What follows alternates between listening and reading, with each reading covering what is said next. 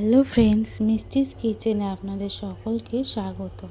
আজকে আমি শেয়ার করব অনুষ্ঠান বাড়ির মতো স্বাদের পটল চিংড়ি রেসিপি।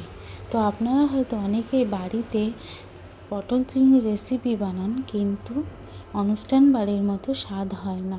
তো আজকে আমি যেভাবে বানাচ্ছি আপনারাও ঠিক সেভাবেই বানিয়ে দেখবেন, একদম পুরো অনুষ্ঠান বাড়ির মতো স্বাদ পাবেন।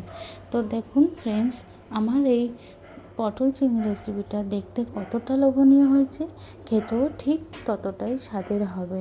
তো আমি এই রেসিপিটি কিভাবে বানাচ্ছি আপনারা দেখতে থাকুন। তো প্রথমেই আমি পটলগুলোকে খোসা রেখে রেখে ছিলে নিয়ে ডুমো ডুমো করে কেটে নিয়েছি, আর আলু কেটে নিয়েছি ডুমো ডুমো করে, আর এখানে চিংড়ি মাছ নিয়েছি। তো গ্যাসের চুলা অন করে আমি কড়াইতে দিয়ে দিলাম সরিষার তেল। তো সরিষার তেলটা গরম হয়ে আসলে আমি এর মধ্যে একটু হলুদ গুঁড়ো আর লবণ অ্যাড করে দিলাম। তারপরে এর মধ্যে পটলগুলোকে আমি দিয়ে দিলাম। এবার পটলগুলোকে আমি ভালোভাবে ভেজে নেব। তো প্রথমেই পটলগুলোকে একটু নরম হয়ে যাওয়ার জন্য আমি একটু ঢাকা দিয়ে দেব, যাতে পটলটা একটু সিদ্ধ হয়ে আসে। তো আবার ঢাকাটা খুলে নিলাম। এবার পটলগুলোকে আমি মিডিয়াম টু লো আঁচে ভেজে নেব। পটলটা এদিকে ভাজা ভাজা হতে থাকুক, ওদিকে আমি মিক্সিং জারে দুটো মাঝারি সাইজের পেঁয়াজ বড় বড় কেটে নিয়েছি, আর 5টা কাঁচা লঙ্কা দিয়েছি। আপনারা যে যেমন ঝাল খেতে পছন্দ করেন তেমন দেবেন। আর দুটো মাঝারি সাইজের টমেটো কেটে নিয়েছি, আর দিয়ে দিচ্ছি আদা কুচি আর রসুন। এবার দিয়ে দেব কাজু বাদাম, 10-15টা কাজু বাদাম আমি গরম জলে ভিজিয়ে রেখেছিলাম, সেটাকেও দিয়ে দিলাম। এবার এটাকে আমি একটা পেস্ট বানিয়ে নেব। তো আবার পটলগুলোকে ভাজা হয়ে গেছে। এবার আমি পটলগুলোকে তেল থেকে ছেঁকে তুলে নেব। তো পটলগুলোকে আমি একটা পাত্রের মধ্যে তুলে নিচ্ছি। এই সময় গ্যাসের ফ্লেমটা মিডিয়াম রাখতে হবে, না হলে পটলগুলো পুড়ে যাবে। এবার ওই তেলের মধ্যেই আবার যে আলুগুলোকে কেটে রেখেছিলাম সেই আলুগুলোকেও ভেজে নিচ্ছি।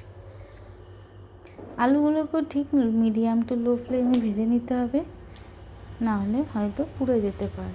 আলুগুলোকে সময় ধরে বেশ লাল লাল করে ভেজে নিতে হবে, যাতে আলুর ভিতরটা সিদ্ধ হয়ে যায়। তো আমার আলুগুলো ভাজা হয়ে গেছে। এবার আলুগুলোকেও তুলে নিচ্ছি। এবার ওই একই তেলের মধ্যেই চিংড়ি মাছগুলোকে আমি লবণ আর হলুদ মাখিয়ে রেখেছি, ওই চিংড়ি মাছগুলোকেও ভেজে নেব। চিংড়ি মাছগুলো আমার ভাজা ভাজা হয়ে গেলে তুলে নেব। তো চিংড়ি মাছ আমি বেশি ভাজবো না, কারণ বেশি ভাজলে শক্ত হয়ে যায়, খেতে ভালো লাগে না।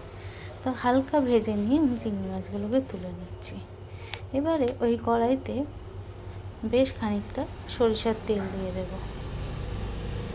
আর ওই তেলের মধ্যে আমি ফোড়ন দেব তেজপাতা, একটা শুকনো লঙ্কা ফেটিয়ে নিয়েছি, আর 3টে দারচিনি, আর 4টে এলাচ, আর গোটা জিরে দিয়ে ফোড়ন দিলাম।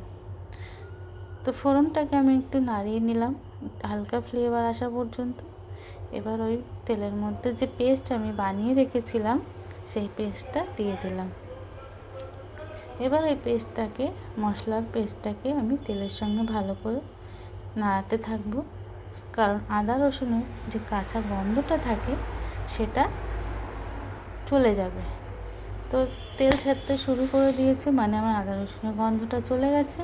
এবার আমি হলুদ গুঁড়ো, কাশ্মীরি লাল লঙ্কার গুঁড়ো, আর দিয়ে দেবো ধনিয়া গুঁড়ো আর জিরে গুঁড়ো।